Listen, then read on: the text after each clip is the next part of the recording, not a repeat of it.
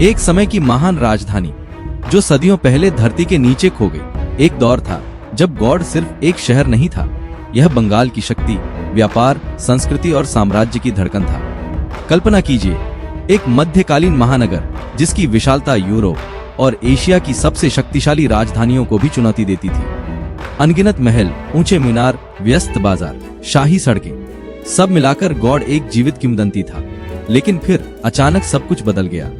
कैसे लाखों लोगों का यह समृद्ध नगर एक दिन जंगलों और गंगा की गाद के नीचे खो गया? क्यों इतिहास आज तक इस पतन का स्पष्ट उत्तर नहीं दे पाया?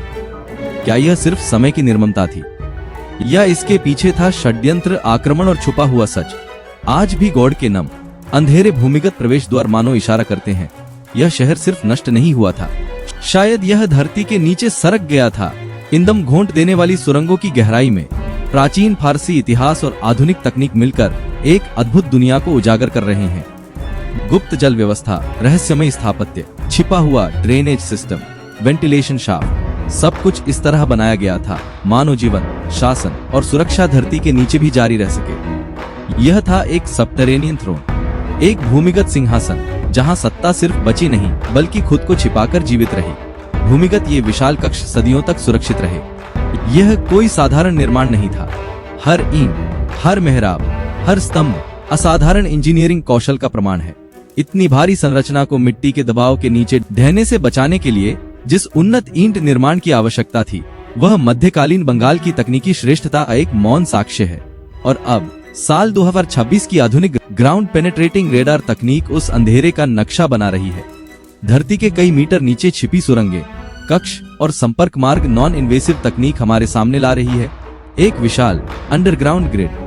ये गोस्ट सिग्नल सिर्फ दीवारों की परछाइयां नहीं, ये इतिहास के खोए हुए नक्शे हैं। सबसे चौंकाने वाली बात यह है, ये रडार अनोमलीज मिलती है 15वीं शताब्दी के फारसी प्रशासनिक दस्तावेजों में उल्लेखित सीक्रेट रिट्रीट से। जिन स्थानों को सिर्फ किंवदंती माना जाता था, वे अब तकनीक के माध्यम से वास्तविक बनते जा रहे हैं।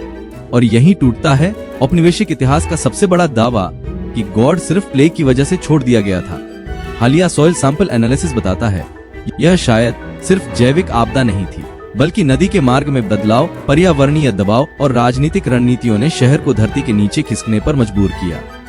गौड़ के अभिजात वर्ग ने इस भूमिगत नेटवर्क का उपयोग करके लंबे समय तक सत्ता, व्यापार और प्रशासन चलाया, जबकि दुनिया समझ रही थी कि शहर मर चुका है। मतलब गौड़ मरा नहीं था, उसने बस अंधेरे में अपनी धड़कन छिपा ली थी। आज वह धड़कन फिर सुनाई दे रही है, लेकिन समय बहुत कम है।